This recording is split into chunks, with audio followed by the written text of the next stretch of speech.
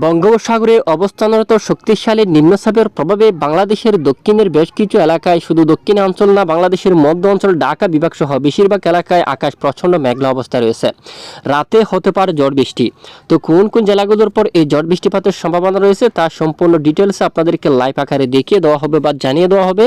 আগামীকাল রবিবার 22শে ডিসেম্বর আবহাওয়ার কতটা পরিবর্তন রয়েছে এবং আগামী মঙ্গলবার থেকে আবারও আবহাওয়ার নতুন পরিবর্তন আসছে, আবারও ঝড় বৃষ্টিপাতের সতর্কতা দিচ্ছে আবহাওয়ার মডেল।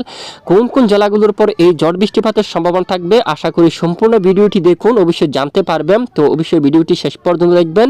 ভালো লাগলে একটি লাইক করবেন। সবার আগে এরকম আবহাওয়ার প্রতিদিন নিয়মিত আপডেট পেতে অবশ্যই আমাদের চ্যানেলটি সাবস্ক্রাইব করে পাশের বেল বাটনে ক্লিক করে রাখবেন। আর ভিডিওটি আপনি কোন জেলা থেকে সরাসরি লাইভ দেখছেন অবশ্যই কমেন্ট করে জানিয়ে দিন। আসুন এইবার আমরা এক নজরে দেখে নিই।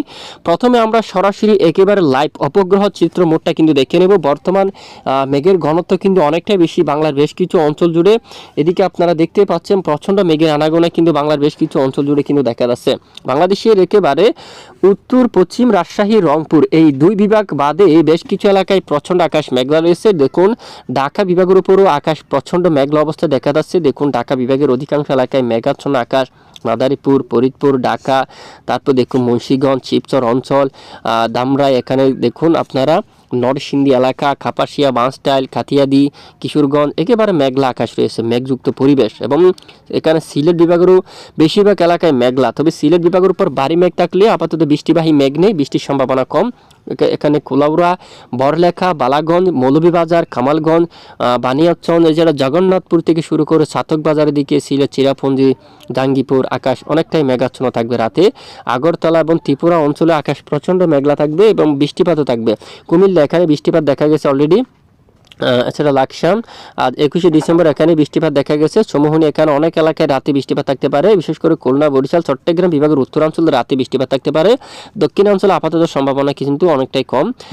এদিকে খুলনা বিভাগেরও বেশ কিছু এলাকায়, দক্ষিণের অনেক এলাকায় হালকা বৃষ্টিপাত থাকতে পারে এবং খুলনা বিভাগের কিছু এলাকায় প্রচণ্ড মাঝারি থেকে ভারী বৃষ্টিপাত কিন্তু দেখা গেছে। যারা খুলনা বিভাগ থেকে আমাদের আপডেট দেখছেন, বিশেষ করে খুলনা বিভাগের এখানে দক্ষিণ পশ্চিমের অনেক এলাকায়, শ্রীকান্তাপুর, সাতক্ষীরা যে আশেপাশে এখানে আশেপাশে এলাকায় কিছুটা হালকা থেকে মাঝারি ধরনের বৃষ্টিপাত কিন্তু দেখা গেছে। উত্তরে বৃষ্টিপাতের দেখা কিন্তু তেমনভাবে পাইনি। দক্ষিণের এখানে অনেক এলাকায় হালকা মাঝারি বৃষ্টিপাতের দেখা পেয়েছে। সেটা বাকি এলাকায় হালকা গুড়ি গুড়ি বৃষ্টিপাত কিন্তু চলমান রয়েছে, এখনও পর্যন্ত বৃষ্টিপাত হচ্ছে, রাতেও কিন্তু বৃষ্টিপাত হওয়ার সম্ভাবনা কিন্তু দেখা যাচ্ছে।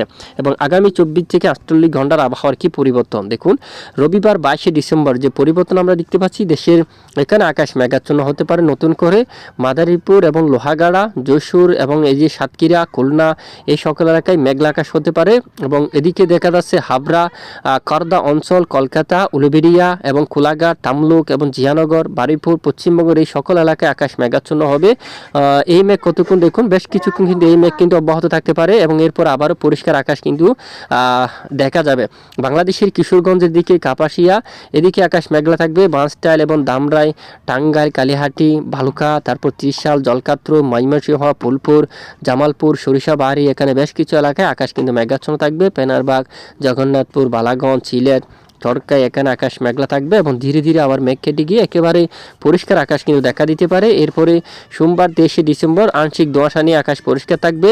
এরপরে 24শে ডিসেম্বর থেকে নতুন করে আবার আবহাওয়ার পরিবর্তন লক্ষ্য করা যাচ্ছে। মঙ্গলবার 24শে ডিসেম্বর থেকে দক্ষিণের অনেক এলাকায় আবার আকাশ প্রচণ্ড মেঘলা, সঙ্গে হতে পারে আবার হালকা মাঝারি ঝড় বৃষ্টি। এই সময় দক্ষিণাঞ্চলে খুলনা, বরিশাল, চট্টগ্রাম বিভাগের অনেক এলাকায় আবার হালকা বৃষ্টিপাত হওয়ার সম্ভাবনা কিন্তু থাকছে।